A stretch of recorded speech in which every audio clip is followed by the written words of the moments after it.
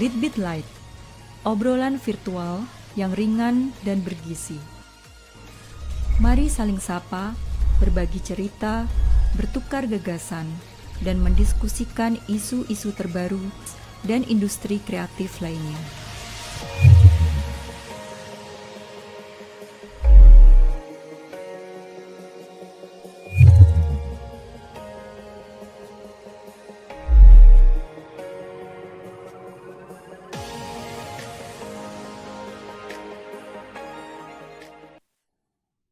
Selamat sore, selamat datang di agenda Bincang-Bincang Sedang Baca Apa, sebuah program rutin yang kami selenggarakan di Yayasan 17.000 Pulau Imaji untuk menambah pengetahuan kita tentang buku, sekaligus mendorong peningkatan minat baca kita. Jadi, setiap bulan kami akan merekomendasikan buku dengan topik-topik tertentu. Ada kalanya kami sendiri di yayasan yang merekomendasikan buku-buku tersebut sesuai dengan tema-tema yang relevan, namun lebih sering kami minta para penulis atau pekerja kreatif lain untuk memberikan rekomendasi buku tersebut. Misalnya kami pernah minta Teori Siarunde untuk merekomendasikan buku yang bersoal dengan bahasa ibu, ada Mario F. Lawi yang pernah merekomendasikan buku-buku terjemahan, ada Zenha yang pernah merekomendasikan buku-buku tentang nasionalisme.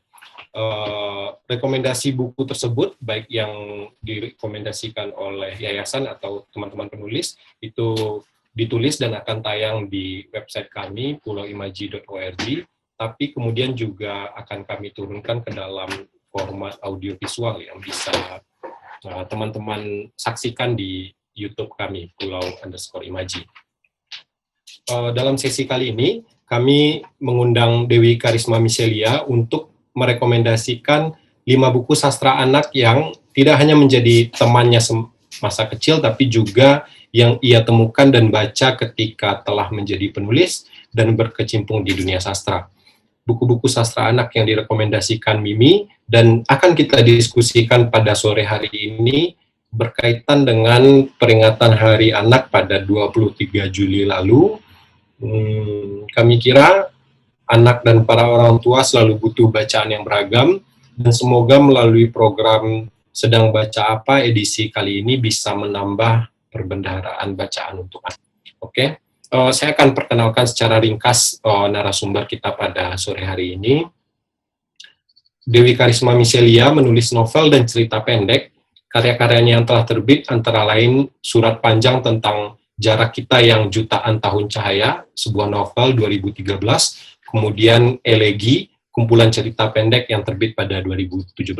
Ia adalah salah seorang pendiri penerbit OAK, penerbit independen di Yogyakarta, dan bersama 12 rekan penulis perempuan, ia menjalankan kolektif dengan inisiatif untuk membaca karya-karya para penulis perempuan di Indonesia dan mempopulerkannya, bernama Ruang Perempuan dan Tulisan.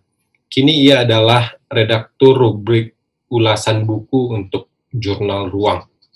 Oke, untuk memulai diskusi, Mimi sudah hadir bersama kita. Halo Mi, halo semoga Farid. Sehat-sehat selalu.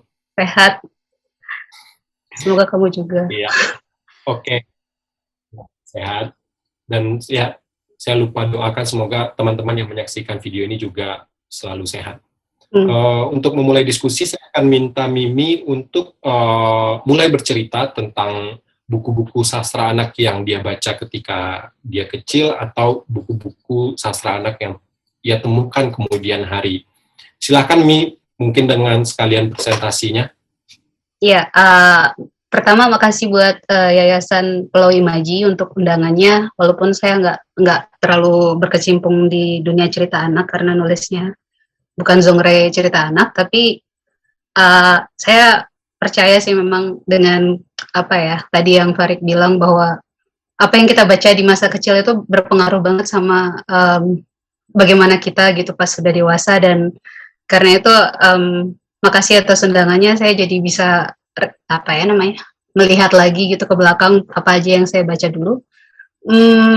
Seperti yang Farid bilang, karena saya saya tipe pembaca yang mungkin kebanyakan orang sama aja kayak saya ya, kayak waktu kecil itu kita nggak tahu gitu, apa aja sih judul-judul buku yang kita baca, siapa aja sih pengarangnya, kayak apapun yang ada di depan kita gitu, judul bukunya itu pasti kita udah kita lahap aja gitu. Jadi kayak hanya beberapa buku saja yang saya benar-benar ingat, membekas banget di ingatan saya itu kayak dua buku yang paling saya ingat itu Pancatantra gitu, itu fabel tentang dongeng tentang hewan-hewan, terus Mahabharata yang dibikin komiknya sama R.A. Kosasih. Terus baru belakangan saya juga ketemu ternyata lumayan banyak juga ya di Indonesia ini yang membuat komik-komik sejenis dengan yang dibuat R.A. Kosasih gitu, seperti Teguh Santosa juga membuat The Vandawa Story gitu. Terus ada banyak tentu aja buku cerita anak yang kita baca sepanjang apa ya usia anak-anak dan remaja kita gitu. Yang aku ingat banget itu buku-buku balai pustaka itu diwajibkan di sekolah gitu ya, puisi-puisi gitu. Tapi kayak yang banyak ada di perpustakaan itu ya yang waktu itu saya akses ya kayak apa ya, buku-buku cerita detektif, Hercule Poirot, atau Enid Blyton. Ada apa ya, ada banyak terjemahan waktu itu di perpustakaan, tapi kayak nggak terlalu meninggalkan kesan. Ada Stargirl gitu, terbitan GPU juga, itu meninggalkan kesan banget karena karakternya eksentrik. Terus ada banyak pengarang lain kayak Artemis Fowl dari Eric Koevan ya. Terus Narnia, Harry Potter, semua itu kayak udah lewat begitu aja. Baru kemudian saya baca di kemudian waktu itu ketemu buku-buku selanjutnya pas sudah kuliah gitu, kayak komik Mafalda, atau waktu diminta sama Ultimus untuk jadi editor buku cerita anak. Ternyata kita pernah punya pengarang cerita anak yang sangat produktif pas tahun 50-an gitu, dan mau diterbitkan ulang sama penerbit ini.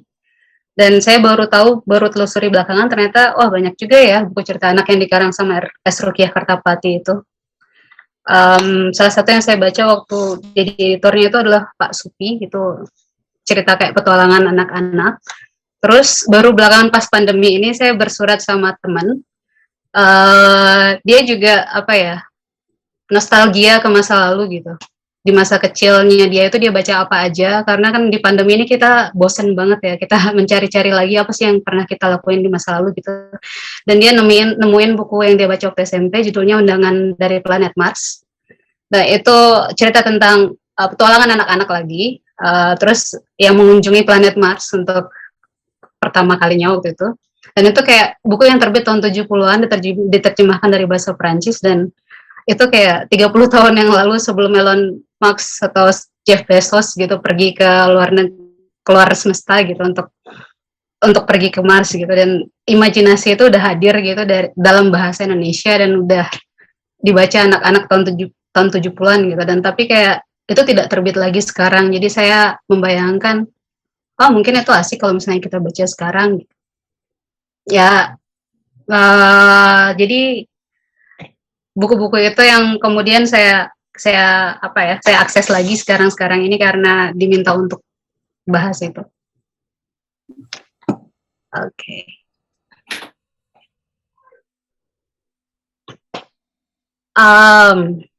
Ya, perkenalan saya dengan dunia cerita anak gitu, dengan fabel itu tentu aja bermula dari cerita orang tua gitu. Ayah dan ibu saya rajin banget menceritakan tentang kisah Mahabharata gitu, pewayangan waktu sebelum tidur. Sementara nenek biasanya nyanyiin lagu-lagu dongeng soal katak. Terus karena mereka udah bosen dimintain untuk cerita setiap malam gitu, dan saya udah belajar baca, akhirnya saya ketemu buku-buku pertama yang harus saya baca sendiri gitu daripada mereka dongengkan. Terus saya ketemu Pancatantra, itu buku yang saya temukan di rak berdebu Denpasar waktu itu tahun 96, terjemahan dalam bahasa Indonesia. Aslinya itu adalah kisah dongeng yang ya semacam fabel Aesop, tapi ini kayak kisah-kisah dongeng Hindu gitu, ya, ala India, yang menceritakan tentang apa ya, hewan-hewan dan bagaimana karakterisasi hewan-hewan itu gitu. Kayak kita jadi melihat interaksi hewan itu sama seperti karakter manusia gitu. Jadi kalau misalnya sekarang udah nggak ada akses lagi ke buku itu, saya ternyata di internet itu ketemu link Wikisource, karena itu kan buku udah lawas banget ya, sejaman sama Upaweda gitu.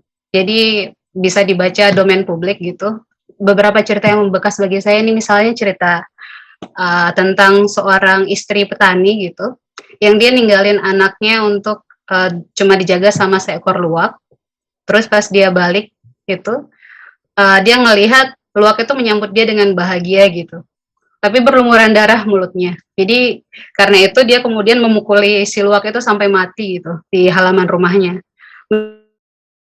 Begitu dia masuk, dia baru sadar ternyata si luwak ini menyelamatkan si anak dari gigitan ular. Ada ular yang mati digigit sama luwak ini di sana. Terus ternyata anaknya masih ceria gitu. Terus itu ngebuat saya itu membuat saya pertama kali yang menangis baca buku, karena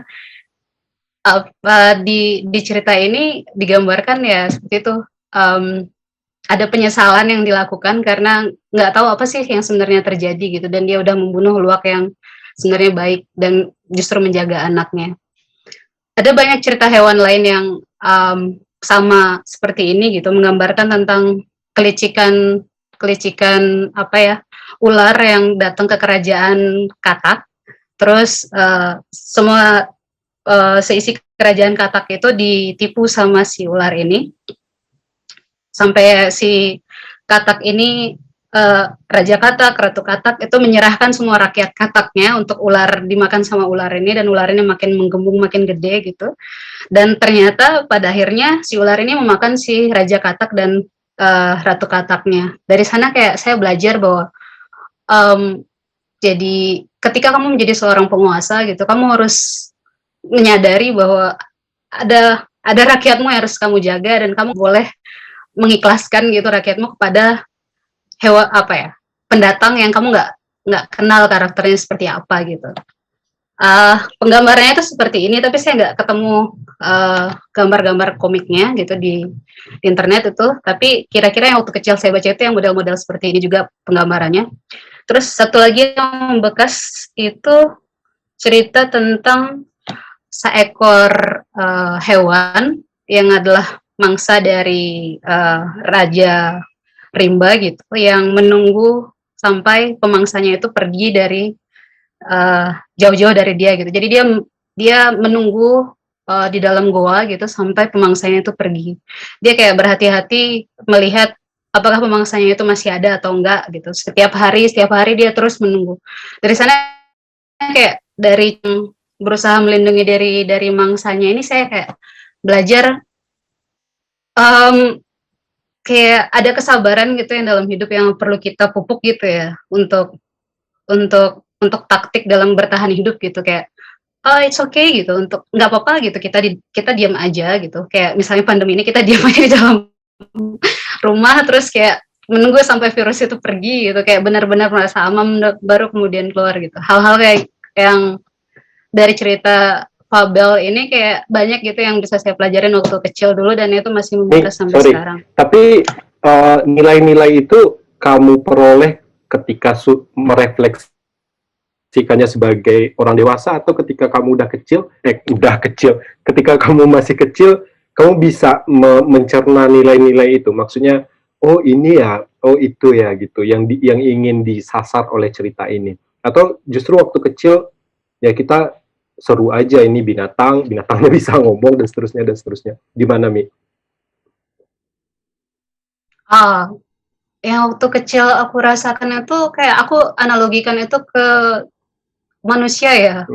Jadi itu sebenarnya hewan-hewan itu kayak interaksinya itu sama kayak manusia gitu. Kayak nggak tahu, aku tahu bahwa itu hewan gitu, tapi kayak waktu kecil itu aku bayangin itu sebenarnya penggambaran manusia. Aku baru tahu kemudian belakangan bahwa ya itu memang analogi gitu. Fabel itu memang cerita tentang karakter manusia tapi pada hewan gitu. Dan memang hewan-hewan yang dipilih itu hewan-hewan yang sekarakter dengan manusia gitu. Ada hewan pemalas macam koala, atau ada hewan yang yang seperti penguasa macam singa gitu. Tapi itu penggambarannya dalam hewan-hewan itu jadi kayak refleksinya sudah waktu kecil sih. Oke, oke. Tapi cerita fabel ini memang ada di belahan dunia manapun ya ternyata ya. Ya, Ini, cuma kenapa aku nggak akses kisah-kisah lain gitu? Aku sekarang mikir kenapa aku nggak baca fabel-fabel dari belahan dunia lain gitu setelah aku tumbuh besar. Oke, lanjut nih lanjut.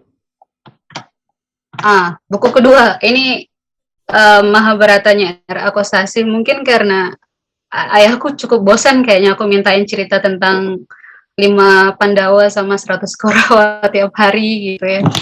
Jadi udahlah baca sendiri aja. Jadi aku dikasih komik ini gitu. Cukup tebal waktu itu, hitam putih. Terus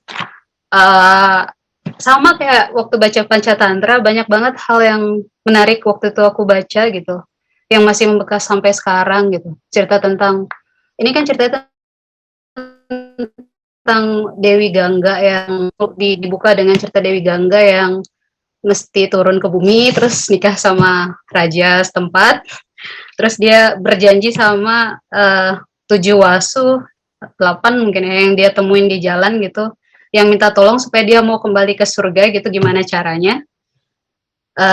Jadi semacam kurcaci lah ya, kurcaci 8 kurcaci ini yang mesti kembali ke surga gitu, gimana caranya itu adalah dia harus dibuang ke sungai Gangga gitu. Terus jadi Dewi Gangga ini harus menikah dengan raja, lalu kemudian setiap dia punya anak gitu, aku masih ingat banget gambar-gambarnya gitu, setiap dia punya anak itu dia ngumpet-ngumpet buang anaknya gitu, sampai 7 anaknya kebuang gitu. Si raja kemudian bertanya-tanya, ini kenapa semua anak yang dilahirkan hilang gitu. Terus sampai di anak terakhir gitu, si raja mergokin si Dewi kan, si Dewi Gangga. Ternyata si Dewi Gangga ini buang anak mereka ke sungai. Habis itu barulah kemudian si Dewi Gangga itu marah. Kan aku udah bilang, aku cuma mau nikah sama kamu kalau semua kesepakatan kita disetujui. Waktu itu aku minta kamu nggak usah tanya-tanya lagi soal anak kita kalau hilang kemana gitu. Dan karena marah itu Dewi Gangga itu kayak balik ke surga gitu ceritanya, tapi meninggalkan anak ini gitu yang dibesarkan sama si Raja Sentanu. Nah, anak ini itu Bisma, yang kemudian jadi paman dari Panca Pandawa sama 100 Korawa gitu. Ya, itu salah satu cerita yang lucu banget buat aku, kayak ada ibu yang buang anaknya. Terus kemudian si Bisma ini karena kayak ngeliat ayahnya sendirian gitu, kemudian mencari istri baru gitu, kayak dia ingin melanjutkan tahta kerajaan kan, terus kemudian dia berikrar, aku nggak bakal menikah seumur hidupku gitu. Ada cerita-cerita penggambaran yang melekat banget.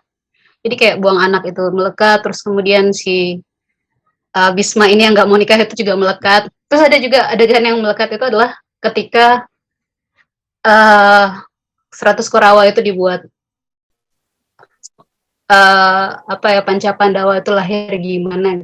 Tapi yang 100 Korawa ini yang paling lucu bagiku karena pas hamil itu, ibu dari 100 Korawa itu melihat kayak banyak hewan gitu kan, kecil-kecil gitu.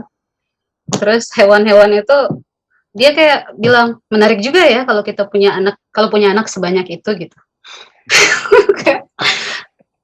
Jadi kemudian dia punya anak 100 gitu.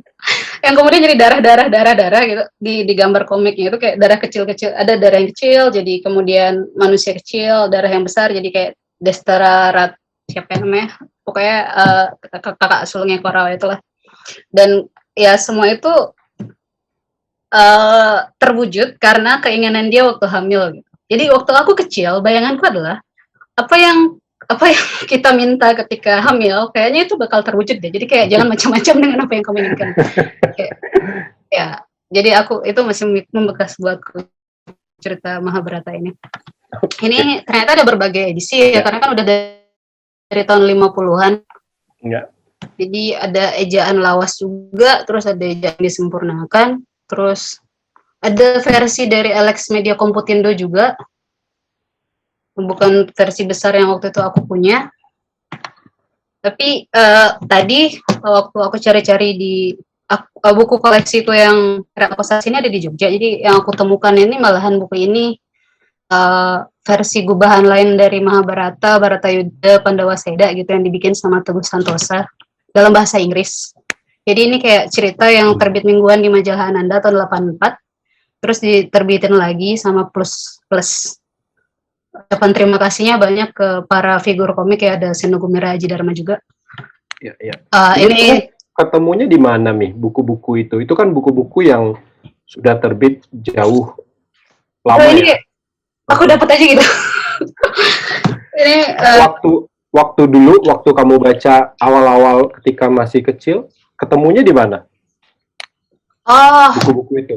Dan pasar itu nggak sama kayak Jawa ya, kayak yang ada tuh toko buku kecil sama Gramedia gitu. Nah, aku ketemu Pancatantra sama Mahabharata ini di toko buku kecil itu yang kurasa pas aku udah umur 10 tahun udah tutup di toko itu. Ya, toko-toko yang memang kayak menjual buku-buku anak sih waktu itu. Kalau yang ini aku temukan di marketplace semua sih. Termasuk Era Kosasih yang di Jogja itu juga aku temuin di marketplace. Terus ya ini juga figur maestro, kalau Era Kosasih kan maestro komik juga, ini juga figur maestro komik yang bikin komik Mahabharata, Bharatayuddha gini. Penggambarannya juga sama gitu, cerita-ceritanya tentang kelahiran Pancapandawa, 100 Korawa, dan dalam bahasa Inggris. Jadi menarik mungkin ya untuk anak-anak zaman sekarang yang lebih bilingual gitu, dua bahasa, kasih komik ini kalau misalnya mau bosen sama Era Kosasih. Tapi Era Kosasih itu bagus banget gambarnya, aku masih ingat banget. Terus ini buku yang aku temukan belakangan, buku ketiga Mafalda dari komikus Argentina, Quino. Dia komikus yang dipuji banget sama Umberto Eco karena ada salah satu kalimatnya Umberto Eco yang bilang kritik yang universal karena anak-anak kita akan segera jadi mafalda lain gitu. Jadi kritik-kritik yang disampaikan di sini tuh nggak terbatas soal politik Argentina aja. Ini pengantar redaksi KPG untuk komik ini. Waktu Mafalda lahir itu kayak periode 1964 sampai 1973, memang kritiknya itu soal situasi dalam negerinya mereka, tapi menggunakan sudut pandang anak-anak yang kelihatan lugu gitu dalam komik stripnya. Tapi oleh Umberto Eco dibilang enggak kok, ini juga berlaku mungkin di negara-negara berkembang kayak di Indonesia, mungkin bisa dibaca oleh anak-anak kita seperti halnya mereka melihat negeri mereka di Argentina sana gitu. Ini sorry ya, ini gambarnya bercak-bercak, udah buku lama. Ini tokoh-tokoh dalam cerita Mafalda. Aku ketemu buku ini baru belakangan waktu kuliah di Jogja dulu. Ada seorang penggiat sastra Amerika Latin Iberia, Roni Agustinus, yang bikin blog dan semangat banget menceritakan segala hal tentang Amerika Latin, termasuk juga tentang komik Mafalda ini. Jadi mengenalnya dari sana, dan memang terbitnya belakangan sih, tahun 2009, udah 18 tahun. Ini salah satu ceritanya yang dia ini komiknya kayak sedih juga ya, meninggalkan kehidupan buta huruf gitu. Kayak ceplosan-ceplosannya tuh lugu dan kayak orang dewasa pun gitu kayak oh iya ya. Terus ini astaga, dunia kok tambah parah sih. Lihat deh, ini namanya dunia. Terus dia bilang kayak dunia yang asli itu benar-benar bencana. Ini kayak kita semua itu kayak melihat dunia itu seperti itu kan sekarang. Tapi kayak aku membayangkan bagaimana kalau aku waktu kecil udah baca komik ini gitu. Terus gimana dia ngomongin tentang senjata nuklir gitu. Dia mau bikin surat gitu untuk supaya senjata nuklir dilarang. Terus dia nonton di TV gitu, ternyata akhirnya ada pelucutan senjata nuklir gitu di Jenewa. Terus kayak bagaimana dia ngejek Jenewa itu, kayak Jenewa itu ibu kota Swiss, bukan ibu kota kegagalan. Lalu kayak wow, beneran ngasih kita posisi tentang apa yang jelas gitu dari si komikusnya tentang dunia gitu. Ini juga ini lebih clear gitu, lebih jelas nggambarin tentang situasi dunia gitu. Banyak negara punya masalah yang sama, punya pemerintahan permen gitu. Penyebutannya itu langsung pemerintahan permen gitu. Kenapa pemerintahan permen? Oh, karena emang makan permen itu butuh berapa lama gitu kan ditanya. Terus aku sendiri juga nggak paham maksudnya makan permen berapa lama tuh gimana gitu. Terus dijawabnya juga, oh oke, aku ngerti. Kayaknya memang dialog anak-anak kecil itu seperti itu gitu. Nalarnya itu nalar antara mereka aja. Dan ya Aku tapi juga terus merhatiin ini maksudnya apa ya? Oh oke, aku ngerti gitu kan. iya makanya, tapi kayak memberikan anak-anak kecil itu nalar di dunia mereka sendiri itu menyenangkan buatku, aku rasa. Ini juga, Ya, oke. kalau tadi itu pahit gitu tentang dunia ya. Nah ini ada stripnya yang manis gitu, yang kayak meski dunia berantakan banget, aku masih punya banyak harapan untuk masa depan. Kalau kamu, kayak wah harapan yang besar. Pada akhirnya masa depan ada di tangan kita generasi muda. Sampai ujung itu kayak masih manis gitu loh. Kayak ngomongin tentang harap kita sebagai generasi muda itu kayak bisa memberikan harapan bagi dunia. Terus aku kayak oke, sebenarnya komik-komik di sini itu pahit, gambarin dunia politik yang pahit banget, pemerintahan yang pahit banget, ngejek-ngejekin televisi di setiap stripnya. Tapi kayak ada segi-segi yang kayak gini itu apa ya, kenapa nggak dari dulu aja sih diterjemahin ini dari tahun 73 gitu. Baru Comic novel diterjemahkan ini udah 2009 sampai ya. 10 seri. Kenapa? Oh, baru diterjemahkan ke Indonesia di 2009 ya. Mm-mm. Tadi info dari Mimi. Aku dapat 10 serinya sih ini kayak. Jadi ada versi yang biru, terus ya ada. Tapi kayaknya Masih beredar nih sampai sekarang. sulit didapat lengkapnya. Ini kayak udah lawas banget gitu. Terus Supi, kalau ini aku belakangan tahu tentang kiprah seorang penulis di Indonesia, S. Rukiah Kertapati. Ini dia salah seorang penulis perempuan yang tidak terlalu kita dengar lagi karena waktu itu dia afiliasi politiknya itu ke Lekra, sama kayak Sugiyarti Siswadi gitu. Baru belakangan dia dan beberapa orang gitu bikin majalah yang juga majalah mencantumkan cerita-cerita anak gitu. Dan ternyata dia juga bikin buku-buku anak. Sebelumnya dia bikin cerita tentang masa revolusi fisik gitu, yang untuk kalangan dewasa lah ya. Tapi ini ada kayak bacaan anak-anak tahun 58 itu terbit di Balai Pustaka, judulnya Pak Supi. Ini ceritanya tentang petualangan beberapa orang anak yang mengintip seorang kakek-kakek misterius di rumahnya, di gubuknya. Kok nggak keluar-keluar? Apa sih yang dia lakukan? Kok aneh sih kakek ini? Gitu. Tapi kemudian si kakek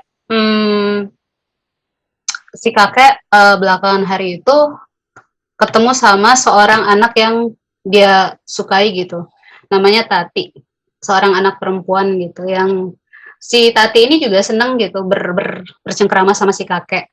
Tapi orang-orang lain itu cemas gitu kalau melihat Tati ini pergi sendirian gitu. Terus tahu-tahu Tati ini udah bareng si kakek Supi ini di rumahnya, dan sebenarnya cuma diajak main sama boneka si kakek dan nggak diapa-apain, tapi orang-orang bilang si kakek ini menculik si Tati gitu.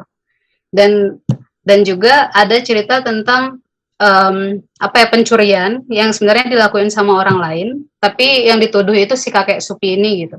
Jadi anak-anak kecil ini berusaha untuk mencari tahu, bener nggak sih si kakek Supi ini sejahat yang orang-orang sangka? Bener nggak sih si kakek ini menculik si Tati? Bener nggak sih si kakek ini mencuri banyak gitu dari rumah saudagar setempat gitu? Oh ternyata enggak gitu. Nah petualangan si anak-anak ini, anak-anak Sukarapih yang hobinya nyanyi, kayak di dalam buku ini ada banyak kayak anak-anak itu kelihatan ikut nyanyi gembira gitu.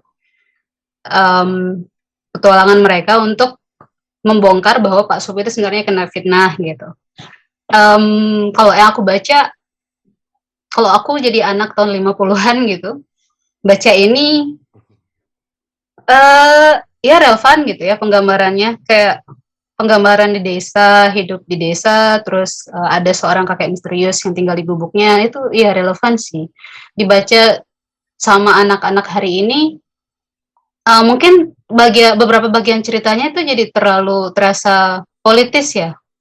Karena aku ngelihat kalau anak-anak dulu itu kan udah biasa ya dengan penggambaran barisan tani dan lain sebagainya. Nah ini secara implisit misalnya ada penggambaran tentang si kakek Supi ini sebenarnya kabur tinggal di gubuk karena rumahnya sebelumnya itu dibakar habis. Anaknya itu juga jadi korban karena anaknya itu kayak jadi ikut semacam barisan tani gitulah.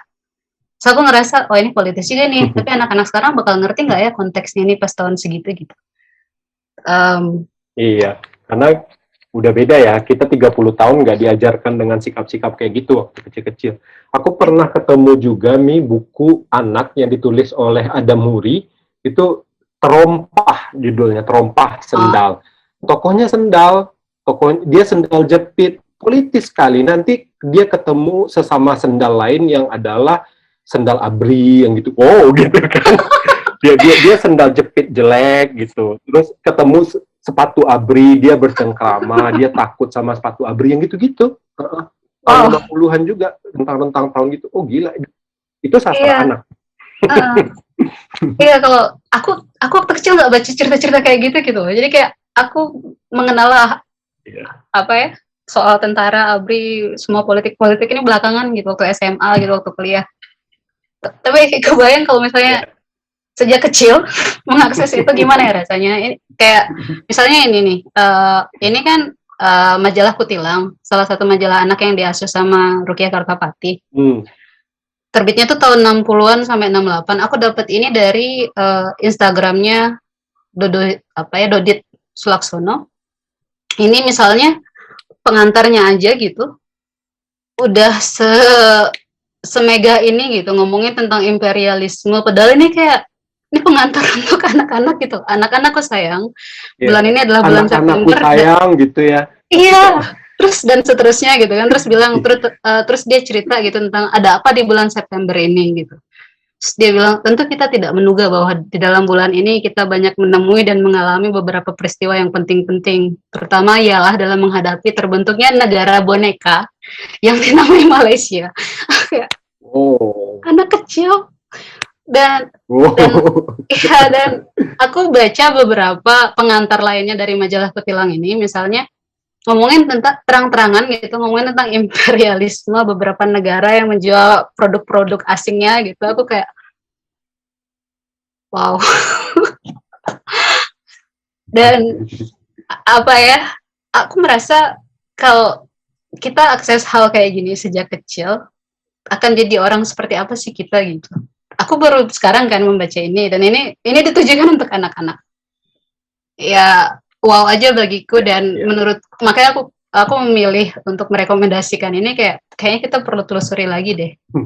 Karena kemarin pas kita ketemu di PDSAB Yasin, itu kan aku lagi ngumpulin beberapa buku cerita anaknya Rukia juga. Dia ngumpulin, dia pernah nulis buku 20 cerita Bunda gitu. Jadi 20 cerita pendek yang jadi satu buku. Terus Lenting Kuning, ceritanya mirip-mirip dengan Pak Supi gitu. Tapi banyak sekali buku cerita anak dari dia yang aku bertanya-tanya kenapa kita tidak menerbitkan lagi atau tidak pernah tahu lagi tentang itu gitu. Oke.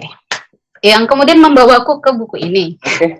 Buku lain yang aku juga tidak pernah tahu gitu. Tapi temanku yang tinggal di Surabaya gitu, waktu bersurel kemarin pas awal pandemi, dia cerita dia waktu SMP suka banget sama buku ini.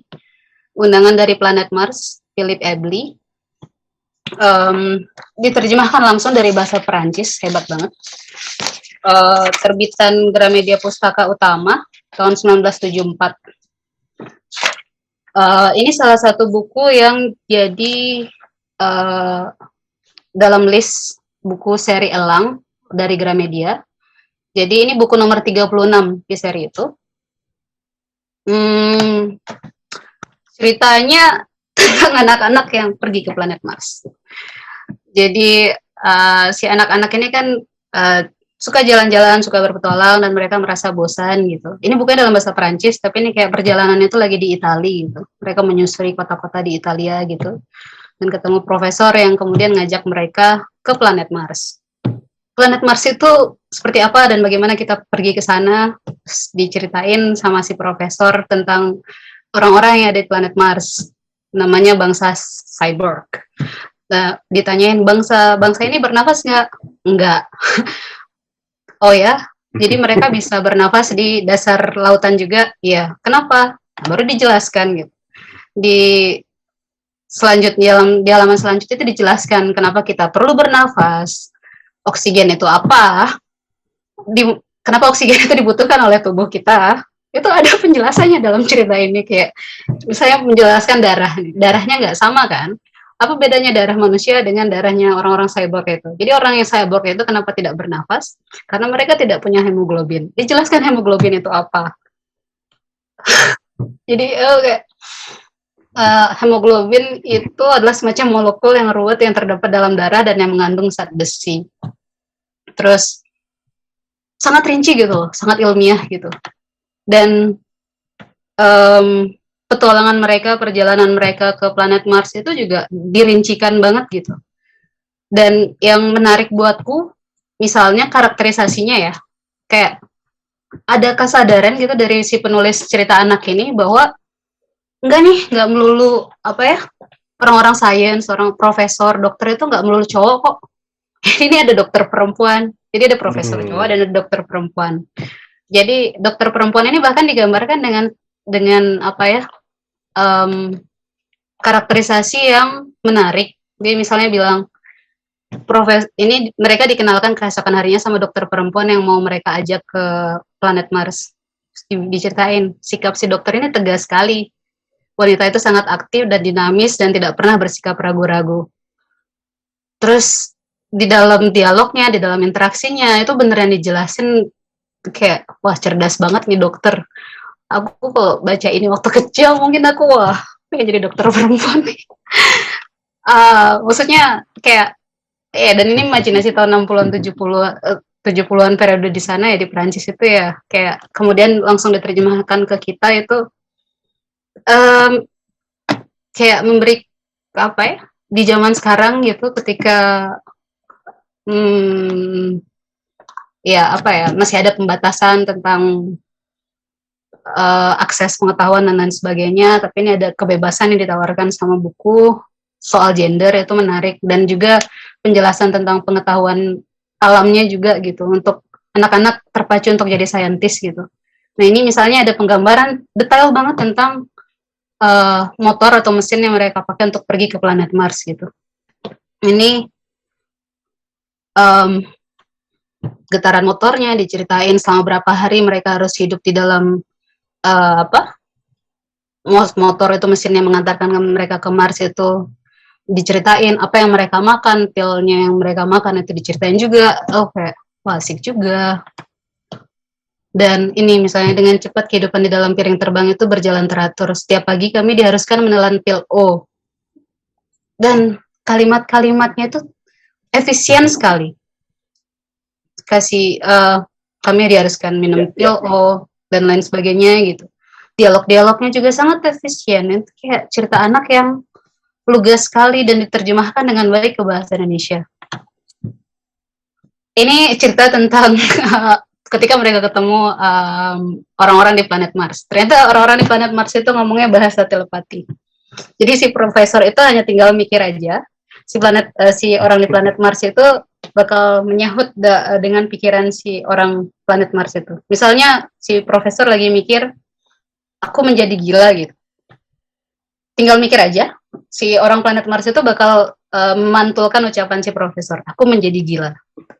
Dan beneran kayak berhari-hari mereka di planet Mars, mereka coba berkomunikasi dengan orang planet Mars itu, tapi ternyata mereka hanya memantulkan apa yang ada di dalam pikirannya, telepati aja gitu. Kayak kalau aku jadi anak kecil baca ini, aku bakal membayangkan berbagai macam jenis entitas yang tinggal di planet-planet lain gitu. Oke, kalau planet Mars itu orangnya pakai telepati. Planet Venus mungkin sesuai dengan planetnya gitu. Mungkin orang-orang itu terbang gitu. Maksudnya kita punya bayangan tentang orang-orang macam apa sih di setiap planet yang tidak sama dengan di bumi gitu. Jadi kayak mungkin ada keinginan untuk pergi ke alam semesta lain untuk ketemu orang-orang di planet lain. Bagian akhir endingnya itu menarik buatku. Kayak relevan banget sama pandemi kita sekarang. Kalau beberapa waktu belakangan ini aku lumayan banyak baca tentang artikel tentang virus yang membeku di membeku di es selama ribu-ribu tahun dan kemudian itu jadi virus purba. Nah, ini di sini diceritain si profesor itu kena penyakit di Mars waktu mereka pulang. Si anak-anak nanya, "Profesor, kenapa sih?" Si profesor sakit gitu, kata si dokter perempuan itu. "Oh ya, kenapa?" Sepertinya karena dia kena virus. "Oh, virus yang ada di planet Mars." "Iya." Jadi apa ya? Ditanya sama si anak-anak, kenapa cuma si profesor yang sakit? Ya karena umurnya 60 tahun, sementara kalau kita kan masih muda. Jadi kayak ada logika tentang ada penyakit-penyakit juga nih di planet Mars. Yang kalau misalnya kau balik kayak ke bumi, mungkin bisa kau bawa juga gitu. Ya apa ya? Imajinasinya itu scientific banget. Ya. Nah, ini yang tadi aku ceritain jadi dan ini ya dan elang. Logis ya. Kenapa? Dan ceritanya logis gitu. Logis dalam semestanya sendiri. Di dalam cerita itu dia dalam semestanya sendiri ya Mia. Dia menjelaskan jadi, gitu. Iya. Anak kecil, seorang anak yang baca itu mungkin akan diajak bernalar saintifik sedini mungkin gitu. Nah, ini buku ini termasuk dalam seri bacaan bermutu, seri Elang yang diterbitin GPU. Aku tidak merasa aku menemukan buku-buku ini beberapa waktu belakangan ini sih. Jadi aku mempertanyakan apakah buku-buku ini dicetak ulang sama GPU gitu. Kayak aku pernah ketemu Robinson Crusoe, Alexander Dumas, Charles Dickens ketemu kan. Tapi nggak tahu apakah serial bacaan Elang. Mungkin dalam versi lain juga yang aku temui. Soalnya belakangan kan yang terbit itu yang diterbitin Gramedia kan versi-versi bahasa Inggrisnya ya, langsung dalam bahasa Inggris gitu. Nah kalau terjemahan lawas ini gitu. Ini info dari Mbak Bene. Ada beberapa ada di Ipusnas nih buku-buku ini. Oh ya udah oke. Masih ada katanya. Berarti nanti aku baca di Ipusnas aja deh. Tapi dia dalam satu kerangka seri Elang masalahnya. Jadi aku tidak melihatnya sebagai seri gitu. Iya. Menarik sekali ya GPU pernah menerbitkan ini ya Mia. Iya. Bagus-bagus semua gitu. Terus kalau pengemasan karena waktu kecil bacanya buku-buku balai pustaka gitu. Aku bayangkan gitu kalau buku cerita anak itu bisa dikemas gitu kan kayak buku-buku sastra yang kelihatan terlalu berat gitu. Bisa kayak dibikin lebih ringkas, dibikin ada kronologi ceritanya, terus dijelasin konteksnya seperti apa, mungkin buku terbitan 1930 atau 1940 gitu bisa diceritain ringkasannya gimana, terus dikasih vokabularinya. Ini kalau misalnya ini buku yang berbeda bahasa gitu, dikasih konteksnya juga, dan dikasih kayak catatan setiap terjemahannya gitu. Aku mikir kalau buku-buku kan yang kita akses belakangan ini kan buku-buku waktu kecil, waktu SD gitu kan buku-buku sastra yang semacam itu ya. Kalau dikemas lebih ringkas, menarik ya, lebih sesuai usia ya. Jadi nih, aku tuh ketemu Robinson Crusoe, awalnya aku kira itu buku bergambar. Aku ketemu kecil, kayak buku bergambar besar sekali. Dan aku nggak tahu itu salah satu karya klasik penting gitu ya, ditulis sama Defoe. Aku baru sadar itu belakangan. Lah ini kan novel pernah aku baca waktu kecil gitu. Tapi dalam seri Ada. bergambarnya. Ya, di Oh, luar kayaknya mereka suka deh bikin kayak gitu Shakespeare, tapi punya edisi untuk anak, punya edisi untuk bergambarnya dan seterusnya ya, yang tidak pernah kita lakukan ya.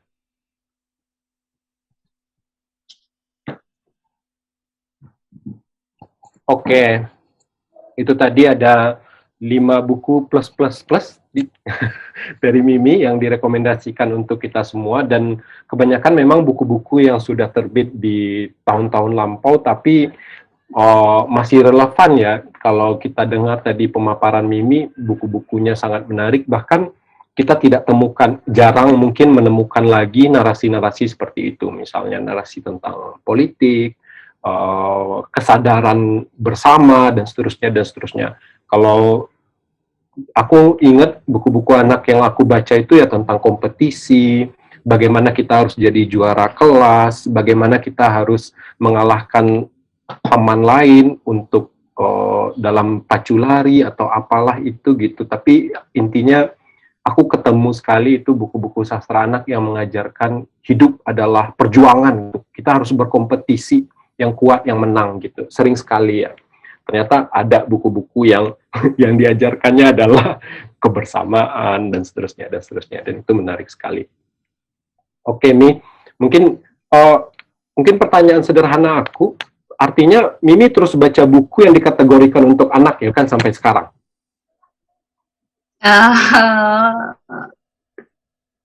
ternyata ada buku-buku cerita anak yang masih bisa dinikmatin gitu. Dulu bayanganku tuh buku cerita anak itu kalimat-kalimatnya itu mesti pendek, terus kemudian mesti dijelas-jelaskan sejelas-jelas mungkin, yang mana itu akan membosankan buat orang dewasa gitu. Cuma mengunjungi kembali beberapa buku cerita anak yang ternyata disukai sama teman-temanku, masih seru ku baca sih. Kayak Undangan dari Planet Mars tadi itu kalimat-kalimatnya masih seru gitu, jadi masih enak dibaca. Mungkin sama aja kayak kita baca komik atau nonton anime, baca manga. Ya, mungkin ininya sama ya dengan itu ya, kenikmatannya sama ya, kita masih baca One Piece atau Dragon Ball, aku masih menemukan kenikmatan sih dalam menonton animenya atau membaca komiknya gitu ya. Yang terakhir aku baca yang kategorinya sastra anak, yang diterjemahkan Roni itu bagus sekali ternyata. Yang camar itu ya? Burung camar itu. Iya, itu kisah bagus seekor camar sekali, itu ya? Cara dia membangun narasi, membangun karakter, bagus sekali. Kamu sukanya karena apa? Cara dia membangun karakter kucing-kucing itu lucu sekali. Ada kucing yang profesor gitu, ada kucingnya yang ada beragam karakter kucing yang dia ciptakan gitu. Ada kucing jalanannya juga, yang gitu-gitu menurutku lucu sekali ya. Sama bagaimana mereka kemudian bekerja sama untuk untuk menyelamatkan si anak, ngajarin terbang si anak burung camar ini gitu. Terus endingnya juga menarik sih menurutku. Ketika orang yang pantas mereka percayai adalah penyair ini kayak ngetawain siapa gitu ya, separuh menyindir gitu. Itu kan menarik sekali ya. Orang yang bisa dipercayai kucing ya si penyair ini gitu loh. Lucu sekali sih menurutku cerita itu. Tentang kerjasama itu juga kayaknya aku temuin di Pancatantra deh. Aku ngerasa mungkin ya kayak cerita-cerita fabel gitu digubah lagi menjadi lebih modern ala Luis Sepulveda ini menarik juga ya. Iya, menarik sekali aku kira. Dan lucu, dan di kayak Luis Sepulveda itu kan di awal aja kita udah dikasih sebuah cara pandang yang berbeda, misalnya bagaimana si camar ngelihat lautnya ini dulu nggak kayak gini loh, sekarang ada tumpahan minyak, wow gitu. Aku ingat. Halaman pertama gitu. Aku merasa wow dengan buku itu karena halaman pertamanya aja udah ngomongin itu gitu. Seekor camar yang mengkritik manusia gitu loh. Ini manusia buang minyak sembarangan, lautnya jadi tercemar gitu. Dan itu juga yang membuat dia gagal. gagal bermigrasi kan, ulah manusia yang bikin si camar ini gagal bermigrasi karena dia jatuh ke minyak tadi gitu. Wow, ini politis sekali ceritanya gitu. Oke. Kalau soal itu ya, jadi, kayak ini kan kayak apa ya, cerita anak terus digabungin sama alam ya, apa kayak kalau sekarang tuh climate fiction gitu, melihat wah kita udah kacau banget nih, apa pemanasan global, krisis iklim gitu. Nah aku ingat beberapa waktu ini temanku juga ngingetin lagi ada film Pompoko ya, Studio Ghibli tahun 94. Itu cerita tentang kayak ada pembangunan di Tokyo, terus kemudian ada sekumpulan hewan gitu, yang mereka itu bisa menyamar gitu, jadi manusia, jadi berbagai macam benda, jadi truk gitu mereka bisa. Mereka mencoba untuk menggagalkan pembangunan di Tokyo ini gitu. Nah itu dari cerita hewan yang kemudian pengen menggagalkan pembangunan. Sama kayak aku jadi nonton Pompoko ini karena belakangan ada Sweet Tooth kan, cerita tentang semacam masa pandemi gitu, dan anak-anak yang lahir di pandemi itu jadi anak hybrid gitu, jadi ada manusia setengah kuda, manusia setengah rusa gitu, dan mereka mencoba untuk mengembalikan kembali alam menjadi lebih baik gitu. Mungkin menarik ya kalau misalnya kita ngelis cerita-cerita anak yang berkaitan dengan alam, kayak tadi kerusakan tumpahan minyak gitu. Iya, ingat Studio Ghibli kan, si Prince Momonosuke itu kan isunya juga sama, dia melawan pertambangan itu demi kampungnya supaya tetap tidak dikooptasi lah oleh pabrik tambang gitu. Wow, gitu cerita anak ngomonginnya itu gitu. Indonesia nggak ada versinya ya, versi tambang di sini. Jadi dari beberapa judul sastra anak yang direkomendasikan Mimi, kita bisa dapat pemahaman juga bahwa sastra anak itu nggak cuma sekedar cerita, tapi juga punya nilai-nilai politis seperti dalam Mafalda atau Pak Supi tadi ya, Mi. Itu kita lihat sekali bagaimana nilai-nilai politis atau nilai-nilai yang mungkin lebih relevan untuk situasi atau realitas sekarang itu udah disampaikan sedari dini gitu, termasuk Louis Sepúlveda tadi misalnya. Nah, kedepannya ini akan jadi salah satu kriteria nggak sih, Mi, untuk buku anak yang bagus itu ya dia harus menawarkan nilai-nilai yang seperti itu atau punya pandangan yang clear soal di mana seorang anak harus berdiri gitu. Gimana menurut kamu, Mi? Kalau aku menempatkan diri sebagai anak-anak gitu, sejauh ini aku nggak menyesal sama buku yang aku baca sih. Cuma yang aku sesalkan adalah kenapa aku tidak mengakses buku-buku yang terbit belakangan itu gitu. Jadi bayanganku ya nilai-nilai itu, nilai-nilai moral itu apa ya? Kalau kita bilang jadinya kayak terlalu moralis untuk bilang kayak gitu. Tapi ya untuk anak-anak perlu diperkenalkan nilai-nilai dari kecil karena mereka bakal hidup tanpa kita gitu. Bakal ada masa ketika mereka harus bertarung sendirian. Mereka nggak tahu dunia luar itu seperti apa. Mereka belum kenal gitu dunia itu seperti apa. Seperti yang kita kenal sekarang. Dan aku rasa itu yang mesti dikenalin sama buku cerita anak sih. Seperti apa sih dunia ini? Kayak tadi ada penjelasan tentang sains, gitu, tentang darah, tentang hemoglobin, tentang oksigen, itu bagus. Penjelasan tentang relasi manusia dalam cerita hewan itu menarik gitu. Jadi kayak kita punya kehati-hatian gitu ketika kita melihat karakter orang yang mirip si ular yang mau menjerumuskan si kerajaan kodok ini, kita tahu nih bakal menghadapi orang seperti itu seperti apa gitu. Aku pikir anak-anak perlu itu, tapi kayak disampaikan dengan imajinasi dan gambar yang menarik ya. Nggak bakal kan baca teks-teks aja gitu. Kecil tuh kayak sukanya gambar-gambar aja gitu. Itu juga poin menarik sih, bagaimanapun pentingnya nilai atau nilai-nilai lain dalam sastra anak, yang utama tentang ceritanya ya, bagaimana itu dibalut dalam, ya kayak yang Mimi ceritain tadi, dia cerita tentang darah, tentang bernafas, tapi melalui narasi ruang angkasa gitu ya.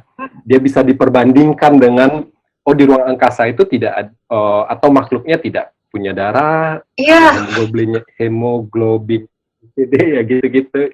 Tapi dia tetap dibalut dengan cerita ya, Mia. tapi aku percaya itu nggak gampang, beneran. Apa ya? Kalau kita mau bikin cerita yang moralis untuk anak-anak, jatuhnya bisa jadi terlalu menggurui ya. Kayak jangan ini, jangan itu, jangan Ya, apa. Tapi ketika dia digambarkan lewat dialog, lewat interaksi antara karakternya itu, uh, um, ketika aku tadi baca dialog-dialognya gitu, itu apa ya, sederhana dan kehidupan anak-anak banget gitu. Jadi bukan hal yang mudah, tapi mesti digambarkan dengan apa ya, lebih bercerita sih. Ya, ya. Aku inget tuh kecil-kecil langganan majalah Bobo kan dulu. Yang juga. pertama aku kejar itu selalu cerita dongengnya. Aku selalu punya list itu mana yang pertama aku baca. Ini salah satunya, maksudnya semua yang bercerita dulu, semua yang bercerita. Ya, Rongrong dan Bona belalai panjang. Pak Husen dan ada anjingnya, apa namanya? Aku lupa judulnya. Intinya aku pilih yang bercerita dulu, nanti kalau itu udah tuntas dan aku bosan, baru aku cari yang how to atau apa bacaan-bacaan lain yang nggak penting, yang menurut aku nggak penting ya pada masa itu. Kalau bagian ceritanya udah habis nih, udah habis aku baca semua, nggak tertarik aku dengan hal-hal yang sifatnya teknis, hal-hal yang sifatnya mengajari aku cara melipat bikin ini, cara itu belakangan, selalu belakangan. Selalu setelah cerita. Oke, ini tadi kita lihat list di seri Elang itu ya, Mi. Ada banyak sekali ternyata penulis sastra dewasa di luar negeri sana yang juga punya karya khususnya untuk anak. Ada Robert Louis Stevenson tadi, kemudian aku tahu misalnya kayak Salman Rushdie, dia bikin Harun in the Sea of Stories, itu bagus sekali ceritanya. Atau yang tadi kita ceritakan, yang tadi kita bahas, Louis Sepulveda, dia juga punya cerita dewasa yang bagus. Nah, ini kan Mimi sebagai penulis sastra dewasa. Mimi punya bayangan nggak suatu saat akan menulis sastra anak? Waktu remaja dulu udah pernah ya. Tapi udah pernah ya. Kayak kebanyakan petualangan. Jadi petualangan di negeri dinosaurus, petualangan di negeri tarot. Sama sih rasanya, poin-poin yang ingin ku sampaikan di cerita anakku dulu gitu. Nggak terbit sih. Itu pengetahuan gitu. Apa yang aku lagi belajar tarot, terus kemudian aku buat petualangan anak-anak di dunia negeri tarot. Aku lagi belajar dunia dinosaurus gitu, aku buat petualangan dinosaurus. Aku pikir yang ingin kutulis sebagai cerita anak itu adalah yang memberikan pengetahuan dan imajinasi dan petualangan bagi anak-anak itu sih.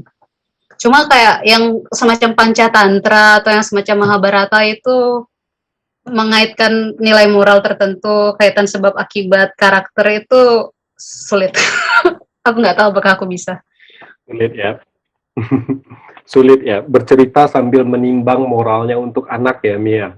Kalau ini konsekuensinya apa, si anaknya akan nerima kayak apa ya, gitu-gitu, sulit sekali pasti. Nah, kalau soal sastra anak kita yang ditulis belakangan, gimana pandangan Mimi? Sastra anak Indonesia lah. Kita kan tahu sastra anak itu buku anak ya, itu di Gramedia paling laku, nomor 1 Oh. buku anak. Tapi ternyata sebagian besar itu terjemahan. Lebih dari, kalau aku tidak salah, 39%, ya 30-an% buku-buku yang dicari oleh orang seluruh Indonesia itu buku anak, tapi sebagian besarnya adalah buku terjemahan. Artinya masih ada soal dengan produksi sastra anak yang ditulis oleh penulis-penulis Indonesia.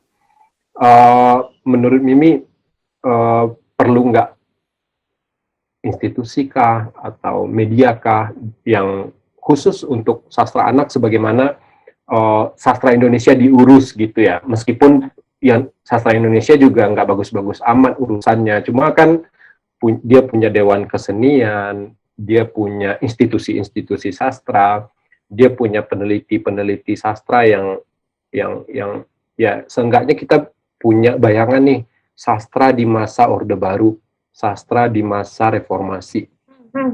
Untuk sastra anak kita nggak tahu, bahkan kita terkaget-kaget aja bahwa Rukiah itu udah nulis sastra anak kayak dulu ya, yang mungkin nggak bisa diterima oleh orang tua hari ini gitu, tentang imperialisme, tentang yang gitu-gitu. Yeah. Perlu nggak menurut Mimi ada institusi, majalah khusus sastra anak yang mungkin lebih progresif dan seterusnya?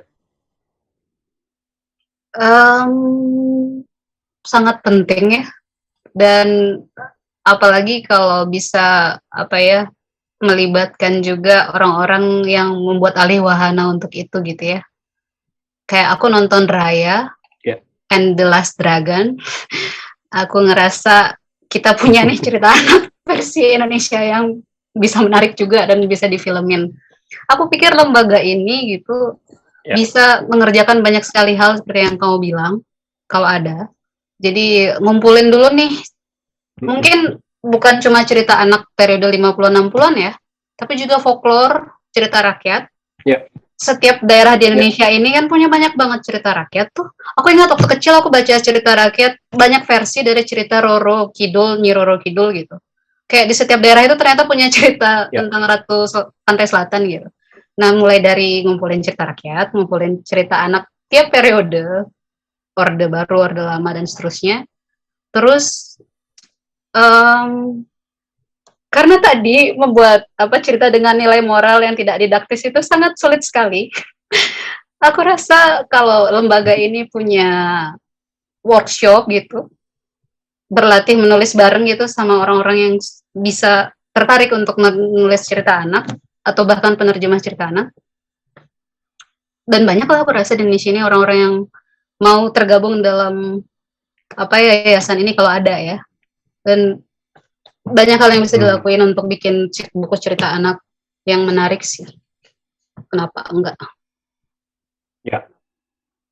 Aku kira kalaupun iya itu project yang ambisius ya, maksudnya cukup ambisius, luas, cakupannya luas, dan kayaknya negara deh yang harus urus.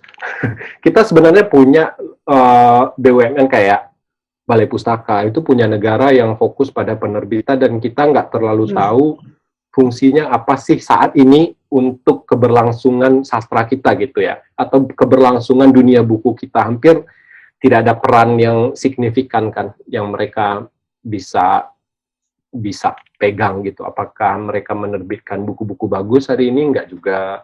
Paling ada beberapa penerbitan ulang karya-karya klasik gitu, itu mungkin bisa. Aku kira Balai Pustaka mestinya bisa mengambil peran-peran yang sifatnya kayak gitu ya, yang kita butuh, yang dibutuhkan anak, yang dibutuhkan remaja gitu ya. Menurutku sih, Mi. Oke. Ya, sepakat.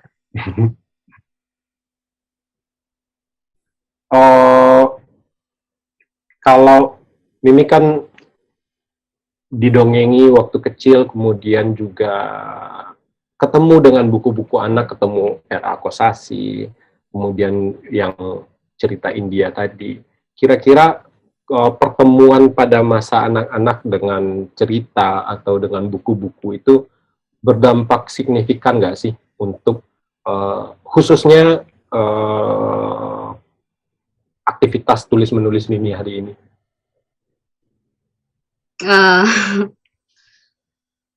eh, Mungkin iya ya, karena waktu seingatku aku cukup eh, ada buku-buku bergambar yang dikasih dan ada beberapa kata yang aku nggak ngerti. Aku ingat aku pernah nanya pun itu apa sih artinya, dan dijelasin pun itu partikel dan lain sebagainya, dan apa ya, dari kesukaan dengan kata dari waktu kecil itu. Aku ingat waktu kelas 2 SD ketika disuruh ngarang gitu, aku membuat 2 halaman lembar folio bolak-balik gitu waktu ngarang cerita anak. Jadi aku pikir sangat berpengaruh ke proses menulisku, bahkan ketika aku kecil dulu gitu, waktu kelas 2 SD udah bikin cerita sendiri, karena ya waktu kecil, waktu TK, kenal sama Pancatantra sama Mahabharata ini sih. Tapi Oke, aku kira ya lanjut nih. nggak usah. Lanjut. Iya, tapi Ada tentu tapi aja. ya tadi. Iya, tapi proses menulis gitu, itu kan proses yang sifatnya itu sepanjang waktu ya.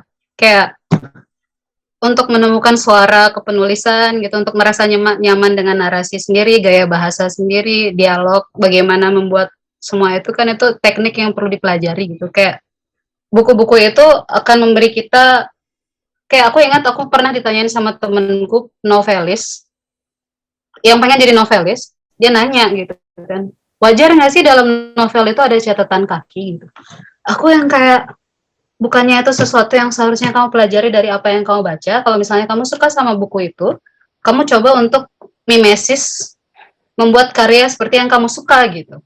Kalau misalnya kamu nggak suka sama novel yang nggak ada catatan kakinya, ngapain kamu perlu bikin novel yang ada catatan kakinya? Jadi apa ya, buku-buku yang dibaca itu adalah wujud langsung dari bentuk apa yang pengen kamu tulis, aku pikir sih. Jadi nggak usah ada pertanyaan teknis-teknis yang seperti itu. Ada apa ya? Ada teksnya langsung yang kamu bisa pelajari sih. Dan itu dari membaca lebih banyak lagi. Selain belajar sendiri. Pengalaman membaca ya, Mia. Oke, Mi. Aku kira kita sudah berdiskusi hampir 1 jam, dan menarik sekali rekomendasi-rekomendasi buku dari Mimi dan juga obrolan yang barusan berlangsung. Aku kira waktu kita, diskusi kita cukup untuk sore hari ini. Terima kasih banyak Mi untuk kesediaannya terlibat dalam program kami, menulis, kemudian ikut diskusi. Makasih banyak. Makasih juga. Terus tulisan Mimi nanti bisa teman-teman baca di pulauimaji.org. Kemudian kutipan-kutipan buku yang direkomendasikan Mimi juga bisa teman-teman saksikan nanti di YouTube kami, Pulau Imaji.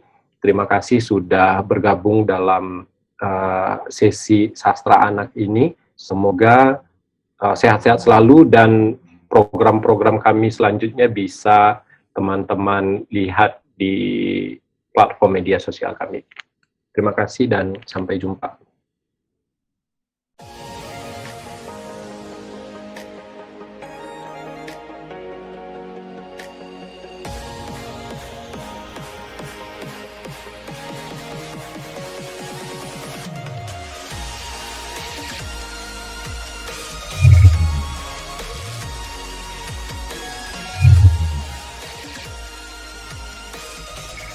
Litbit Light, obrolan virtual yang ringan dan bergizi. Mari saling sapa, berbagi cerita, bertukar gagasan, dan mendiskusikan isu-isu terbaru dan industri kreatif lainnya.